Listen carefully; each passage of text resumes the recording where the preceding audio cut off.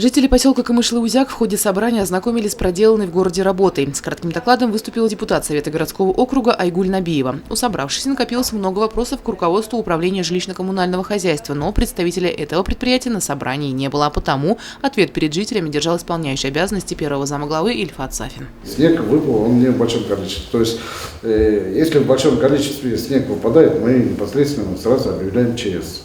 ЧС объявляем, это значит, мы привлекаем все организации предприятий, которые по постановлению места, в которых вся, значит, какая имеется техника, вся эта техника выходит, значит, и начинает производить расчистку именно по поселкам, по улицам. С пониманием относится к проблемам жителей микрорайона и председатель территориального общественного самоуправления Хамитьян Мурсалимов, ведь он сам живет в этом поселке и прекрасно знает об имеющихся недочетах.